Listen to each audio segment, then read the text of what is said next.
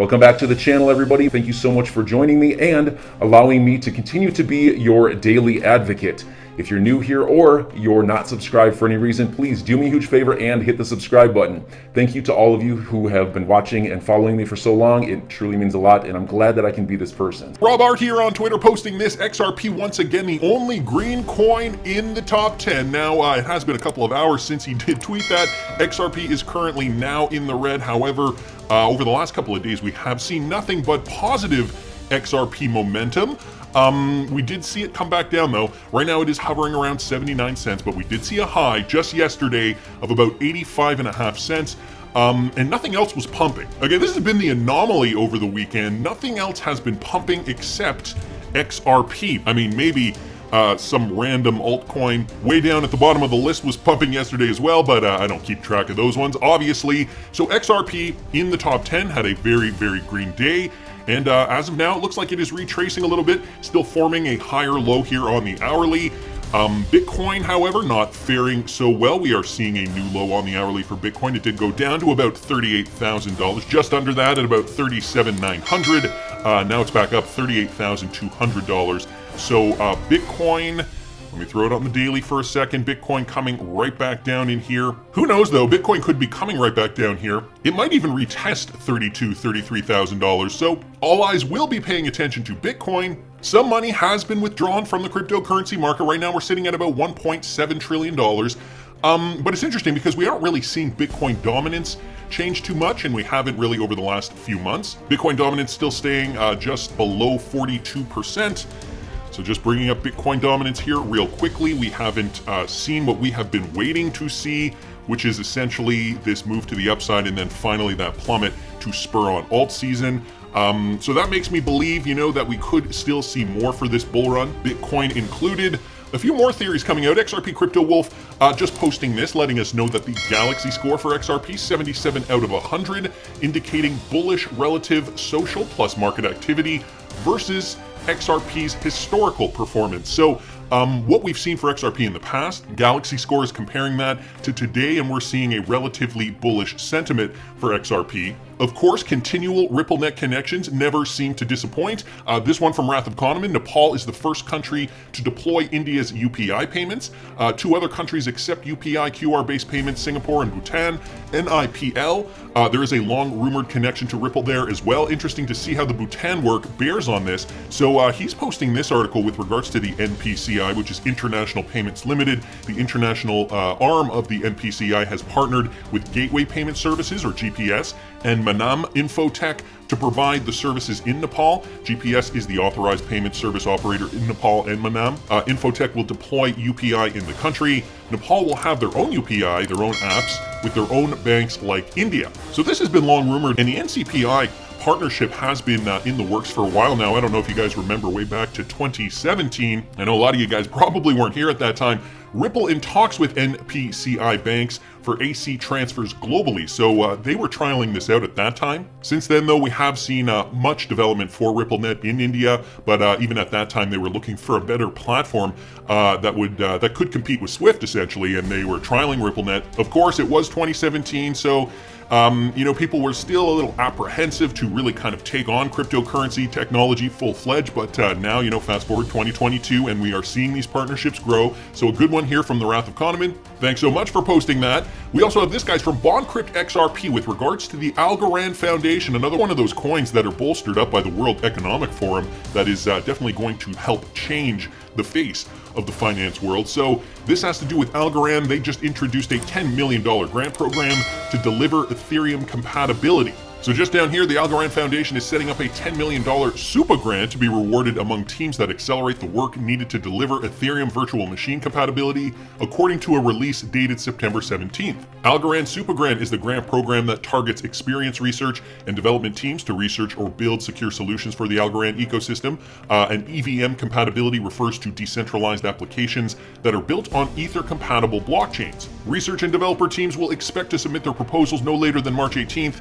The release noted multiple teams have been chosen, with the reward being split among the competing teams. And here's a quote from the newly appointed Algorand Foundation CEO, Stacey Warden. She was just appointed a couple weeks ago, or maybe even last week. Algorand believes in a multi-chain world, and this SUPA grant will move us towards that inevitability. Running smart contracts written for Ethereum on Algorand eliminates the barriers for popular DeFi protocols and NFT projects to serve multiple chains, while significantly decreasing the cost to those who participate. So take a look at that. Algorand obviously seeing the benefit of this. In a way, I feel like they're doing something similar to what Ripple is doing, supporting and funding those initiatives that are looking to build upon the blockchain to add more value to it. And if you can circumvent, or if you can work to deliver, in this case, virtual machine or Ethereum virtual machine EVM compatibility, well, that would definitely add value to the network, wouldn't it? So interesting news here, guys, coming from the Algorand Foundation. Again, guys, if I'm going too fast, I do link all these articles in the description. Wanted to keep moving because we do have a lot today. XRP Crypto Wolf posting this. Kraken now is supporting the Songbird airdrop, and that was just released on their Kraken blog post yesterday. We're thrilled to announce that we will be supporting the Songbird token airdrop for XRP hodlers. So there were some questions about this when that occurred back a few months ago. Am I gonna get my Songbird tokens if I did custody on one of these exchanges? And some of them did come out on Twitter and say, look, we're just kind of building out the infrastructure. We need to do that first to do this safely. And so now Kraken is saying, yeah, we are supporting this. The airdrop snapshot of XRP balances was taken on December 12th, and clients' accounts, both spot and margin that held XRP at the time, have now been credited with 0.1511 SGB for every XRP that was held on the platform. So guys, if you did custody on Kraken, you might want to look into this. Also, please note though that clients residing in Japan were not eligible for this airdrop, so I'm sure there are some stipulations there. Anyway, just thought I'd bring that update to you guys if you are in fact using the Kraken platform. Wanted to thank XRP Crypto Wolf for posting that. And this has made big cryptocurrency news. I know NFTs have been all the rage over the last year or so. Well, this is breaking news for those of you guys using OpenSea. Massive OpenSea exploit in their new migration contract allows users to steal any NFT from any users. There has been over a $200 million loss already. So just to get into this a little further, if you guys want to know some details, IsoTile just posted a thread explaining this. I'm going to go over it real quickly here. It's only 4 tweets. 28 days ago, the hacker uploads a new smart contract. He already knows well that his goal is to get as many signatures as possible. And here's a screen grab there just to that effect, just outlining where that occurred. Next tweet, he starts sending emails with phishing websites. They tell you to sign a message to log in, migrate to the new OpenSea smart contract. Instead, you are signing a private sale, 0 Ethereum, of your NFTs to the hacker. So yeah, be wary of this, guys. Lots of scams going on. And this is how they're doing it, in this case for NFTs. Today, he excuses the smart contract function to steal the NFTs before their listing expires. He can do that because he has your signatures stored on his server. And so here, just the code demonstrating that. As a final note, always check what you are signing, because one click does make a difference. You can revoke access to your NFTs from official Etherscan website, and here's the website here. All this is what we believe to have happened, but the investigation is still ongoing. So for those of you guys who have minted NFTs on OpenSea, you might want to look into this, and this is how this particular newish scam, I suppose, it is a fairly new way to scam people out of their NFTs. This is how it's happening, and so I guess if you have a good explanation of this, it might help you guys prevent getting scammed in the future if you have been scammed. Matt Hamilton here, at Hammertoe on Twitter, he posted this, I guess in light of the NFT hack. One of the great things about the upcoming XLS20 standard for NFTs on the XRP ledger, because we know that is coming, is that it is a native functionality, like fungible tokens and the DEXR.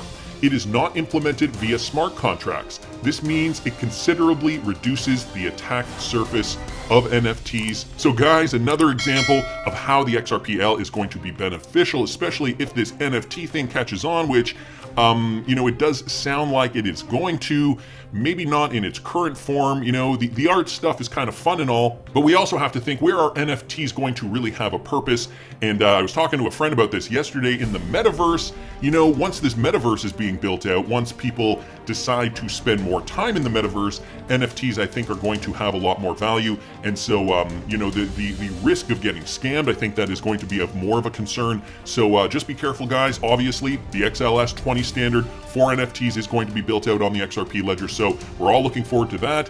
So thanks so much to Matt for your input on that, and also IsoTile for that explanation about this massive OpenSea exploit. I'm sure at least some of you guys were wondering about that. But back to the market for a second. I mean, XRP doing fairly well. BTC, not really holding its ground, at least not today it isn't. But are we going to see a change fairly soon? So BTC Fuel posted this, and I'm going to go over this, guys, looking at kind of the bigger picture with regards to what is going on sociopolitically in the world. Soon the pandemic will be called over. This is coming from BTC Fuel. It's going to be epic. He retweeted out a tweet that he posted on January the 21st. You have to understand that once the pandemic is called over, the media won't have anything to write about but Bitcoin and cryptocurrency. There will be a huge end of pandemic relief rally in 2022. I see this happening right now in my country. So he also retweeted this out from January 27th. He says he's seeing it now.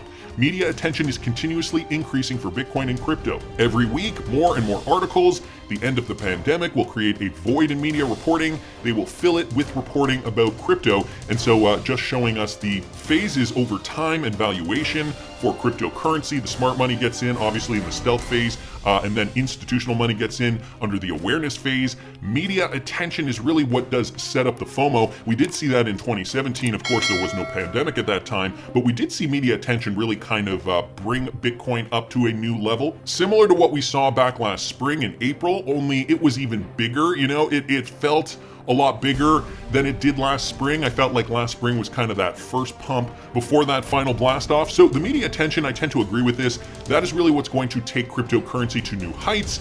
Also, with regards to Canadian politics, I don't know if you guys have been following what is happening in Ottawa amidst the Canadian government saying that they are going to have authority to seize bank accounts, and not only that, guys, cryptocurrency wallet addresses that supported the protests. And so, Jesse Powell just said the other day, and I posted this in the video, we can't help you basically, always keep your cryptocurrency in a cold storage solution, like a Ledger Nano S. I do have an affiliate link in the description if you guys still want to get one. You don't have to use my affiliate link though, I'm just saying it is there for ease of use. But Jan Woostenfeld posted this. So the Canadian Purpose Bitcoin Spot ETF just saw one of the biggest inflows ever on Friday. Now this is not Bitcoin specifically, this is the Spot ETF, adding almost 1.2 thousand Bitcoin in one day, only surpassed by inflows on one of its first days trading on February the 22nd, 2021. AUM is now at an all-time high with 32.26 thousand Bitcoin. And guys, this is happening in Canada specifically. Even though it is not Bitcoin, it is investors realizing, hey, wait, maybe I should put some money into a spot ETF to track Bitcoin price, to maybe put a hedge against what could happen if more tyrannical measures are put in place. Linda P. Jones also posting this with regards to XRP. So we also have to put XRP in the picture. We have seen incriminating evidence against the SEC this week. 39 million XRP was moved to Coinbase, and whales are buying 10 million XRP at the second fastest rate ever. And I did a video about this last week, guys. I'll link it up here in the top right-hand corner.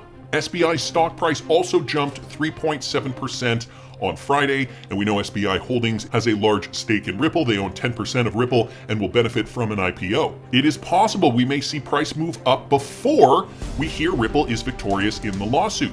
Now the price is under $1, and I don't know how long it will remain under $1. It would be wise, as always, to increase security, removing from exchanges, and move your XRP into a Sum wallet or something similar, Decent or a Ledger Nano, like I mentioned, for safekeeping. Everything is forming to create what is looking like a perfect storm. XRP forming, on the hourly at least, despite the fact that we did see it decline again, creating one of these bullish candlesticks. And I mean, it's only a matter of time before a new financial system is put in place by the powers that be. So, to that point, I also saw this guy's culture war resource here on Twitter. Must watch. This is a Joe Rogan interview, and this guy here, Majid Nawaz, he explains how the World Economic Forum is infiltrating governments around the world. Freedom Lover just pointing this out. Now, somebody created this JPEG image, but I'm going to get into this a little deeper. There's a reason all national leaders sound the same. They are all graduates of Schwab's indoctrination camp for young globalist leaders, of course, including Canada's Prime Minister Justin Trudeau. And a lot of these leaders are leaders of the Western world. So how deep does this go? I wanted to just do a little case study here, guys, with regards to Canadian politics. I don't want to make this all about Canadian politics, but I do want to show you how deep this does go, likely in other countries around the world. So if you guys are not familiar, Canadian politics consist of about 6 parties. 3 of these parties are the major parties. I would consider them the Liberals, the NDP, and the Conservative Party. And so we know Justin Trudeau. I've showed this on the channel before. We know Justin Trudeau, part of the World Economic Forum. He is the Prime Minister of Canada. He is the one right now under a lot of pressure, under the microscope, for enacting the Emergencies Act against peaceful protesters. So there's him under the same section, World Economic Forum People section. We also have Chrystia Freeland. Now, she is Deputy Minister and Minister of Finance for the Prime Minister of Canada. So she is the Minister of Finance, guys, and the Deputy Prime Minister. So if anything were to happen to Justin Trudeau, she is the one who steps in. Now, these guys are both from the Liberal Party of Canada, but there are other parties, right? Major parties too, like the Conservatives, the NDPs. Well, Jagmeet Singh, he is the leader of Canada's New Democrats Party, the NDP party, and he is also part of the World Economic Forum's Young Leaders Program. Okay, so we've got 2 parties there. What about the Conservative Party? And this is what I mean, guys. It does go deep. The World Economic Forum Young Leaders Program, also a graduate, Michelle Rempel-Garner, who is of the Conservative Party, and, she talks a mean game. But at the end of the day, do we really believe any of these politicians, considering how deep these connections go? Now, this is just for Canada. I have not done this for other countries around the world, of course.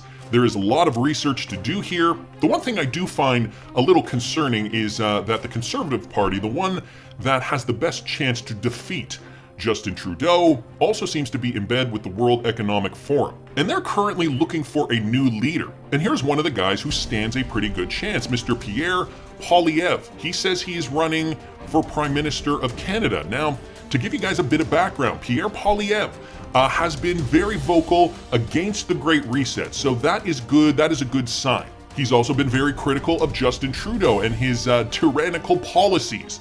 So, it all sounds good on the surface. However, somebody brought this to my attention, guys. When you go to the Wayback Machine, weforum.org/people/Pierre-Poilievre, there is a result here from 2021. Click on that, and you can find right here that Pierre Poilievre was also on the World Economic Forum's website way back last year in April of 2021. Now, he is not on the website now, and so that just makes me wonder, is he really against them, or are they just hiding something for him to get into office to lead the Conservative Party? Things that make you go, Oh yeah, and not only that, I saw this from Great Reset Info here on Twitter. The Speaker is asked, this is in Canadian Parliament, the Speaker is asked what Canadian politicians are on board with the World Economic Forum's agenda, due to Schwab claiming the World Economic Forum has penetrated Western governments. And listen to what happens. Colleagues each. I had a constituent that wanted me to ask a question about outside interference to our democracy. Klaus Schwab is the head of the World Economic Forum, and he bragged how his subversive WEF, World Economic Forum, has, quoted, infiltrated governments around the world. He said that his organization had penetrated more than half of Canada's cabinet.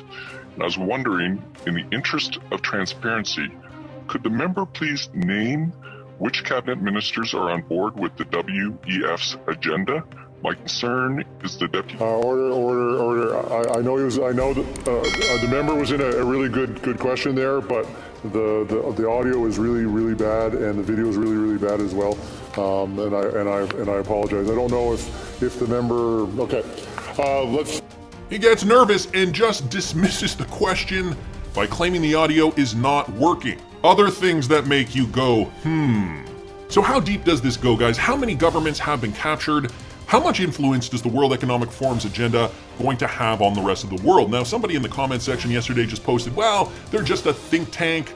They don't have as much influence as you say they do. Well, I seriously beg to differ, considering how many connections we have seen to the World Economic Forum, including just yesterday I mentioned the Coinbase connection, and if you guys didn't see that video, I will link it up here in the top right-hand corner. We do know there is a Ripple connection as well, and we also must know that this plan has been in the works for a while, that a new financial framework has been needed, and Klaus Schwab needs to get all these governments on board to implement his master plan, the Great Reset. Here's just a clip of Chris Larson. This was back from 2014, pretty confident that even at that time, they didn't have many banks, but pretty confident that they would get on board. Task, I think, is to just, again, the technology is radical. The way we embrace the existing banks needs to be like the opposite of that. It needs to be very, very neutral, calm, infrastructure. Whether they know, talking to the banks, that this is the disruption that's coming, they all know something's coming. Whether they know the disruption is coming or not, well, they know something is coming way back in 2014 at this Bitcoin 2014 conference. So I don't know, guys, how many of these countries were already on board way back in 2014? So enjoy your day, everybody. I'm always here for you. Leave any comments or questions below, and be sure to subscribe. But thanks, everybody. I really appreciate you. Enjoy your day, and I always have your back. So thanks so much, everybody.